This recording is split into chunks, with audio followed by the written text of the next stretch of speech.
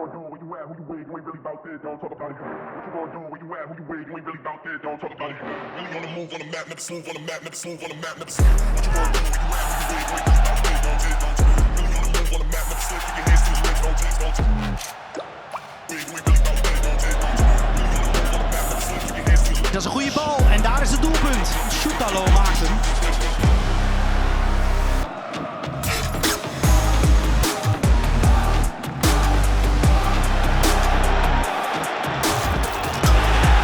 Kan daarbij Soetalo op zijn hoofd terechtkomen en die opent de score.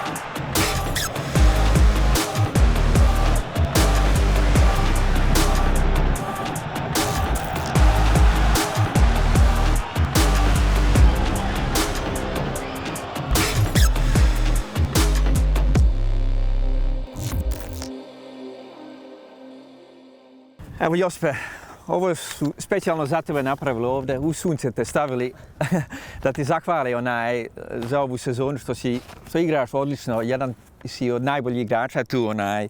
Kako misliš o ovom, eto, što su napravili tebe ovo? Pa lijepo mi je i sigurno da mi je čast da su napravili ovo za mene. Jednostavno, mislim, to je moj posao da igram i da dajem sve od sebe, tako da nisu mi se ni trebali zahvaljivati, ali eto, hvala im svejedno što su ovo napravili.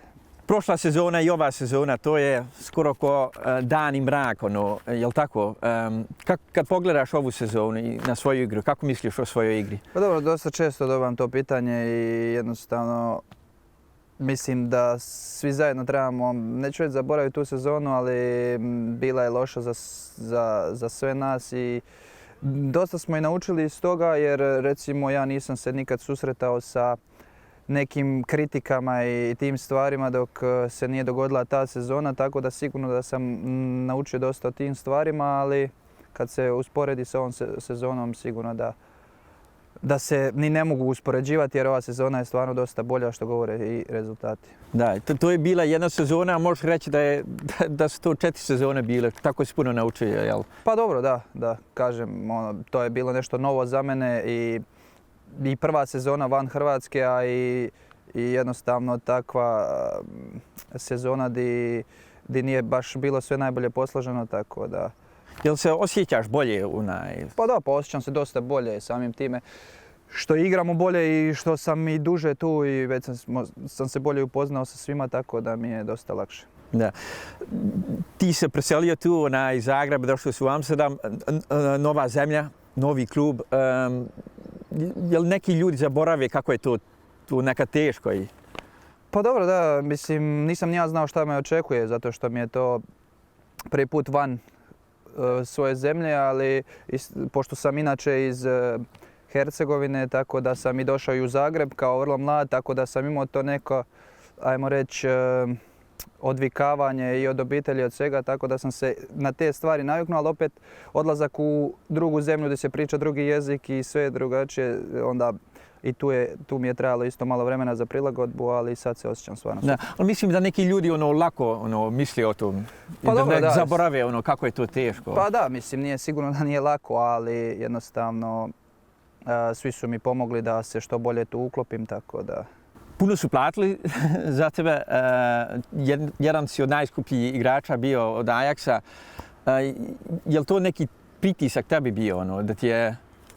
Pa dobro, mislim, uvijek moraš opravdati to za šta su te doveli, ali mislim da je veći problem bio to što nismo, da tako kažem, prošle sezone izgledali baš kao ekipa, a ne sami taj pritisak što ste rekli, nego više to što nismo baš djelovali svi kao jedan.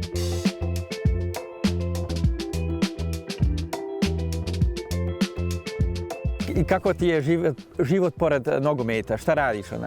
Rekao bi čak da mi je i dosadan život za nekog ko gleda sa strane, ali meni osobno je zanimljivo. Ja volim tako te jednostavne stvari. Volim dosta odmarat. Već sam to i rekao, igram igrice sa prijateljima. Mislim, to više igram jer komuniciramo cijelo vrijeme, tako da često se čujem s njima i sad u zadnje vrijeme dosta mi dolaze prijatelji i obitelj, tako da čak i nemam puno vremena da sam sam. Čuo sam da Counter Strike igraš? Da. Da, jesi snajper ili šta?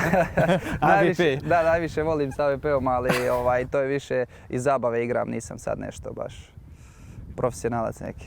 Da, i čuo sam da escape rooms isto voliš. Da, volim.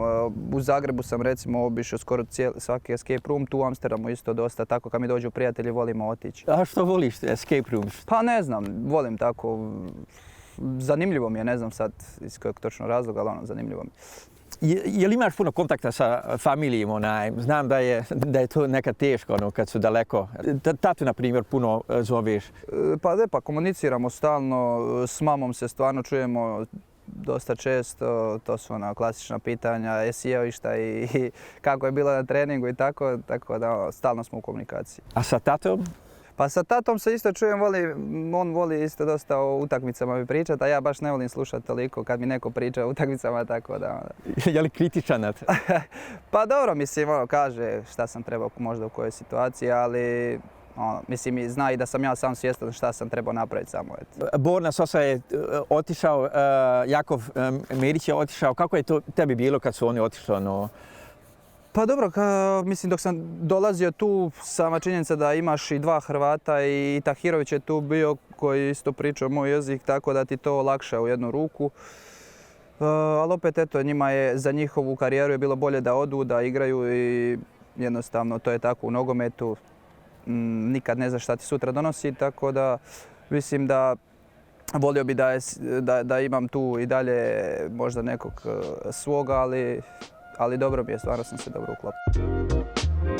Bok Josipe, vidim da imaš sjajnu sezonu i baš je lijepo pratiti tvoj napredak. I vjerujem da je ispred tebe sjajna nogometna budućnost. Sretno dalje i samo radi i nastavi tako. Veliki pozdrav, majstore. Ko se dosjeti ove ideje? Pa šta da kažem, stvarno hvala Luki na podršci, stvarno mi puno znači, već sam njegova podrška, on je već u dosta situacija pokazao da je stvarno i kapetan i veliki čovjek i kad mi je bilo teško prošle sezone, već sam to i govorio, dosta mi je pomogao, tako da šta drugo da kažem, hvala i... Ti si imao kontakta prošlu sezonu s njim, šta ti kaže, na primjer? Pa da, imali smo, mislim, nazvao me jer vidio je jednostavno da je bila loša sezona za nas i jednostavno rekao mi je da je to sve normalno, da je i on prošao kroz takvu sličnu fazu i da trebam vjerovati u sebe, da ne smijem gubiti vjeru i da će sve doći na svoje. Jel ti pomoglo to? Pa naravno nam je pomoglo. Bilo kakav savjet od takvog igrača i čovjeka stvarno puno znači. Jel te zove i ovu sezonu kad bude dobro ili? Pa nismo se sad čuli na reprezentaciji, mi uvijek kad smo uvijek kaže i sve da prati i to, tako da... Šutalo special. Kad ga pokažemo, objasni što ovaj potez tvoj, ovo.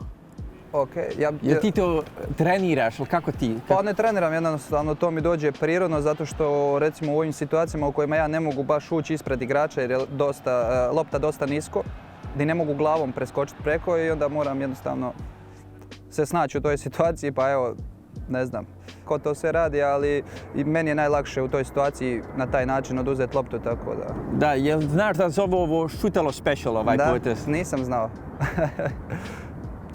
Kad trenirate vi, imate vi isto dva jaka napadača, Weghorst i Brovi, jel ti pomaže to u igri? Aha, pa dobro, da, pa mi imamo vrhunske napadače, jedno od najboljih u ligi, tako da sigurno ako se uspijem s njima izboriti na treningu da će mi biti lakše i na utakmicama, tako da sigurno da. Ja, kako je jak Brobi, je li baš jak? Da, jak je, baš je jak. Ko je jači, ti ili on? Pa dobro, ne znam, ja mislim on ima stvarno je dosta jak u duelu i zna zadržati loptu i teško mu je oduzeti dok je okrenut leđima, tako da... Ja. A onda ćemo sad onaj tajming, znaš šta je tajming? Da, znam šta je tajming. Jel to teško trenirati? Pa ja mislim da sve te stvari ne možeš jednostavno trenirati. To je nešto što imaš ili nemaš u sebi, tako da sve ovo što ja radim, što gledamo sada, dođe mi prirodno, iskreno. Nisam ja ništa na treningu. Na treningu vježbaš neke taktičke stvari, vježbaš neke druge, ali ne sad ove situacije. Protiv PSV-a si odlično igrao. Kako se ti pripremio na tu utakmicu? Na primjer, zato Luuk de Jong je dobar, isto vrhunski strelac. Glavom je jak. Kako se, jesi ga analizirao ekstra? Pa dobro, mislim, za svaku utakmicu se pripremam isto. Bila koja da je utakmica, jednostavno uvijek imamo analizu protivnika. Obrambeni igrači, mi dosta gledamo te napadače, analiziramo. Tako da znao sam da De Jong da je dosta jak u igri s glavom i jako je bitno stajati blizu njega jer on kad ima malo prostora uvijek će uzeti skok, tako da treba stalno biti blizu njega. I to su neke stvari, ajmo reći, koje su mi malo pomogle, a sve ostalo je jednostavno ovisno što se događa na terenu, ne možeš utjecati na te stvari. I tvoj, kako se kaže, tackles, uklizavanje, isto odlično. Je li to isto nešto što ti treniraš ili je to... Ne treniram stvarno ništa od toga. Obično kažu uklizivaš kad kasniš na loptu, tako da da nije zbog toga, ali ne znam, kažem, sve mi to dođe prirodno, nemam šta posebno za to reći. Treći. Vidio. Ovo je više ide o coaching i mentor. Prvi gol protiv PSV-a kad je pao, ti si odmah išao Henderson, šta smo rekao? Ne, bila je situacija da pošto su napadali sa dva igrača i on je stajao između njih dvojice, ja sam mu samo rekao da možda malo iza leđa njih bude, da mogu mu dati pas iza njih, da bude lakše i meni i njemu. Je li to nešto što više radiš sad ovu sezonu? Ove sezone je stvarno sve i lakše i svi smo nekako, osjećam, i motiviraniji i pozitivniji i sve to nekako na svom, tako da to dolazi opet isto samo od sebe. Bila je kritika da na terenu, da si malo govorio, Pa ne znam, iskreno, ja mislim da uvijek pričam, da uvijek pokušavam pomoći svojim suigračima. Ne znam, možda se to prošle sezone nije toliko vidjelo. Možda i zbog rezultata ljudi imaju takvo mišljenje, ali uvijek sam pokušavao ostvariti pomoć svojim suigračima na terenu.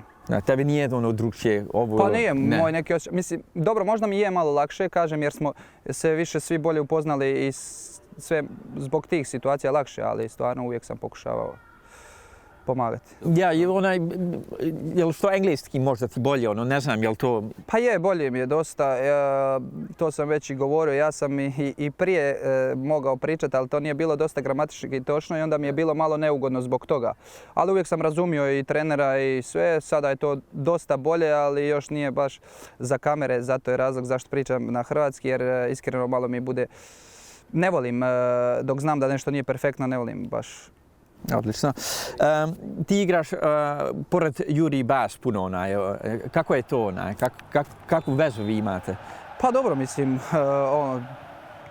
kao što se i vidi, dobri su i rezultati, nismo ni primili previše golova, tako da stvarno dobro surađujemo i on je stvarno odličan igrač i ima dosta kvaliteta, tako da sigurno će se i razvijati još više.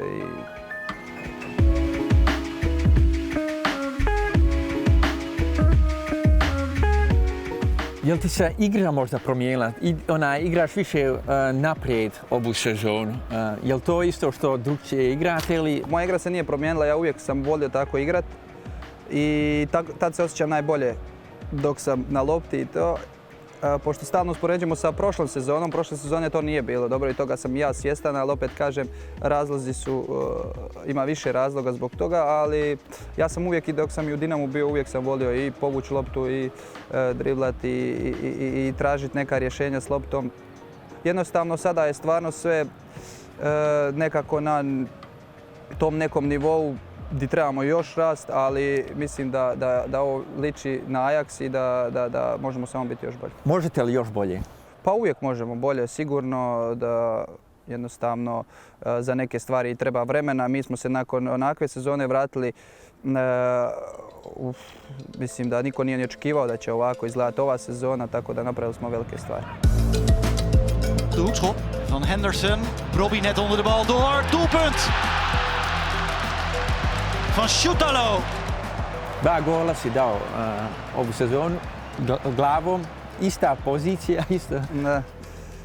Pa mislim kako ću drugčije zabiti, jednostavno na kornere odem pa ako iz kornera zabijem drugačije, baš i nemam nekih prilika, tako da... Da, imaš, kad si god dao onaj osmijeh, kako se kaže, ono, smiješ se, ono. Da sam sretan ili šta? Da, sretan izgledaš, ono. Pa dobro, mislim, kako neću biti sretan, mislim, zabio sam gol, a najbitnije je da je moja ekipa tada i pobjedila, tako da moram biti sretan. I hoćemo to više vidjeti ove sezone još. Pa mislim, zašto ne? Ja se nadam da ću još zabijati, ali sigurno da ćete vidjeti osmijeh jer